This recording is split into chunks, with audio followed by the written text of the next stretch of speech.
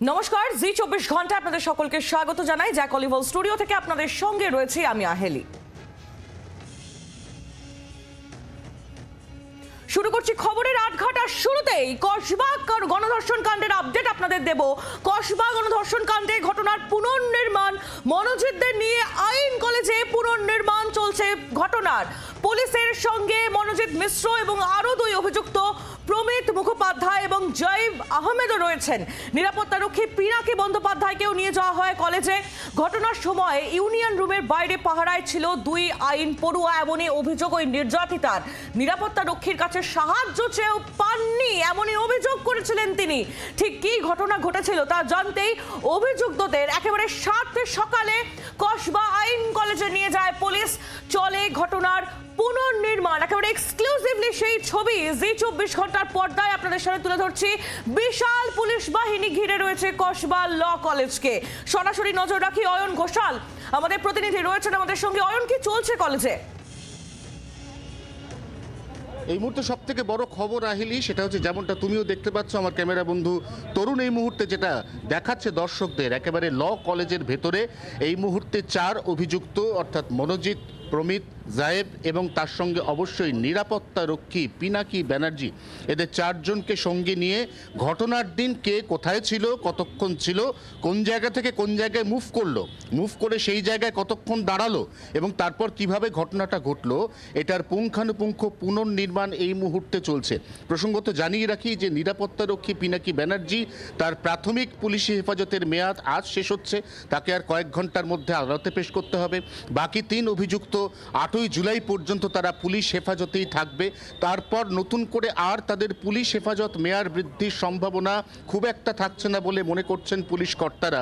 এবং এই জায়গা থেকে পুঙ্খানুপুঙ্খ চার্জশিট পেশ করতে গেলে ঘটনার যে ডেসক্রিপশন বা বিবরণ, এই বিবরণ লিপিবদ্ধ করতে হবে। নিখুঁত বিবরণ লিপিবদ্ধ করার স্বার্থে এই মুহূর্তে তদন্তকারী দল অর্থাৎ এসআইটি, তারা 3 অভিযুক্ত এবং তারপর আরেকজন অর্থাৎ 4, এই 4 অভিযুক্তকে সঙ্গে এনে এই মুহূর্তে দক্ষিণ কলকাতার কসবা আইন কলেজে রিকনস্ট্রাকশন করছে। রিকনস্ট্রাকশন প্রক্রিয়া দীর্ঘ, কারণ ওই ছাত্রী অর্থাৎ নির্যাতিতা প্রায় 4 ঘন্টা কলেজে ছিলেন, বারবার বেরোতে চেয়েছেন, তাকে ইনহেলার দিয়ে কিছুটা সুস্থ করে আবার তার উপর নারকীয় পাশবিক অত্যাচার হয়েছে। অতএব এই রিকনস্ট্রাকশন বা পুনর্নির্মাণ রিয়াল টাইম লাইন ধরে হচ্ছে, এমনটাই পুলিশ সূত্রে খবর।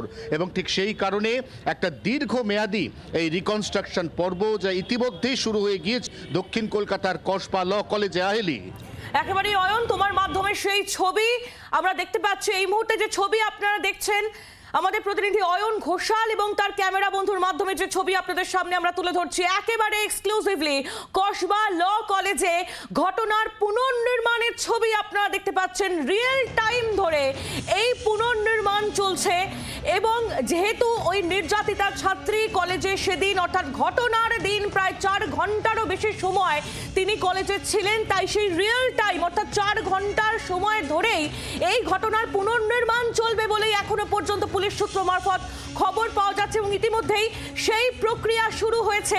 সরাসরি আরো একবার চলে যাব অয়নের কাছে, আমাদের প্রতিনিধি অয়ন ঘোষাল আমাদের সঙ্গেই রয়েছেন। অয়ন, যেমনটা তুমি বলছিলে যে রিয়েল টাইম ধরে ঘটনার পুনর্নির্মাণ, অত্যন্ত তাৎপর্যপূর্ণ এই বিষয়টি। দেখো, কারণ রিয়েল টাইম ধরে পুনর্নির্মাণ না হলে কিন্তু চার্জশিট যখন লিপিবদ্ধ হবে তখন টাইম লাইনের ক্ষেত্রে টেকনিক্যাল একটা অসুবিধা হতে পারে। ধরে নেওয়া যাক ঘটনাক্রম শুরু হয়েছে সন্ধেবেলা বা বিকেলবেলা, এই সন্ধেবেলার সময়টাকে যে সময় থেকে রিকনস্ট্রাকশন বা পুনর্নির্মাণ শুরু হচ্ছে অর্থাৎ সকাল 7:30, সেই সময়তে পিছিয়ে আনা হবে। তারপরের প্রত্যেকটি ঘটনাক্রম কিন্তু সেদিনের সময় অর্থাৎ টাইম ফ্রেম এটা ধরে ধরে রিকনস্ট্রাকশন হবে। এতে পুলিশের অর্থাৎ তদন্তকারী অফিসারদের এটা বুঝতে সুবিধা হবে যে যেভাবে নির্যাতিতা এখানে এসে তার রিকনস্ট্রাকশনের বয়ান দিয়েছেন এবং তারপর তিনি 164 দিয়েছেন অর্থাৎ গোপন জবানবন্দি, তার সঙ্গে এই যে অভিযুক্তরা তারা কি টাইম ফ্রেম বলে, এবং তারা যে টাইম ফ্রেমটা বলছে বা দাবি করছে আদৌ সেই টাইম ফ্রেমের মধ্যে এখান থেকে ওই জায়গায় মুভ করা সম্ভব কিনা, ওই জায়গা থেকে এই জায়গায় সরে আসা সম্ভব কিনা, নিরাপত্তা রক্ষীকে যদি ওই সময় বার করে দেওয়া হয় তাহলে সেই সময়ের মধ্যে তিনি কোথায় গেলেন, তারপর তিনি আবার কখন ফিরলেন, তিনি যে অবধি গেছিলেন সেই অবধি যাওয়া এবং ফিরে আসা ওই টাইম ফ্রেমের মধ্যে সম্ভব কিনা। অর্থাৎ যেভাবে ঘটনাটা ঘটেছে একেবারে হুবহু পুঙ্খানুপুঙ্খ সেইভাবে ঘটনার টাইম লাইন বা টাইম ফ্রেম লিপিবদ্ধ করা হচ্ছে চার্জশিট তৈরির স্বার্থে। এবং ঠিক সেই কারণেই যে কোনো তদন্তের ক্ষেত্রে রিকনস্ট্রাকশন বা পুনর্নির্মাণ একটি অত্যন্ত গুরুত্বপূর্ণ অধ্যায় এবং সেই অধ্যায়টাই এখানে পালন হচ্ছে। কারণ মনে রাখতে হবে আহিলি যে কলেজে ঘটনার দিন সামান্য গুটি কয়েক সিসিটিভির ক্যামেরা ছিল, এখন সিসিটিভির ক্যামেরার সংখ্যা বেড়ে 12-এ দাঁড়িয়েছে। ঘটনার সময় বা ঘটনার দিন কিন্তু এই কলেজের সিসিটিভির সংখ্যা ছিল মাত্র 2। একটি কলেজের মূল গেট অর্থাৎ রাসবিহারী অ্যাভিনিউর দিকে মুখ করা, আরেকটি কলেজের পেছন দিক অর্থাৎ কসবা রথতলার দিকে মুখ করা। অতএব যে যা বলছেন তার অনেকগুলোই কিন্তু সিসিটিভিতে রেকর্ডেড নয়। সিসিটিভিতে রেকর্ডেড থাকলে সুবিধা কি হতো, সিসিটিভি কিন্তু একই সঙ্গে টাইমলাইন জাজ করে, অর্থাৎ সিসিটিভিতে ঘটনার সময় কাল লেখা থাকে। যেহেতু সিসিটিভি এখানে পুরো অধ্যায়টার মধ্যে অ্যাভেলেবেল ছিল না সম্পূর্ণভাবে, অতএব এই রিকনস্ট্রাকশনটি কার্যত ওই সিসিটিভি ফুটেজের বিকল্প হিসেবে কাজ করতে চলেছে, সার্কামস্ট্যান্সিয়াল এভিডেন্স হিসেবে। এবং সেই কারণেই চার্জশিট দাখিলের আগে এই পুনর্নির্মাণ বা রিকনস্ট্রাকশন অত্যন্ত গুরুত্বপূর্ণ তদন্তের স্বার্থে। আহেলি একেবারে অয়ন্তী আমাদের সঙ্গে থাকো, ছবি তুলে ধরছি আপনাদের সামনে কসবা ল কলেজের ছবি, একেবারে এক্সক্লুসিভলি সরাসরি সেই ছবি আপনারা দেখছেন। পুলিশের তৎপরতা সকালেই একেবারে কসবা ল কলেজে সেটা চোখে পড়ছে। সকাল সকাল কসবা গণধর্ষণ কাণ্ডে ঘটনার পুনর্নির্মাণ করতে পুলিশ সেখানে পৌঁছে যায়, বিশাল পুলিশ বাহিনী, সঙ্গে যায় মনোজিৎ মিশ্র এবং আরও 2 অভিযুক্ত প্রমিত মুখোপাধ্যায় এবং জয়ীব আহমেদ।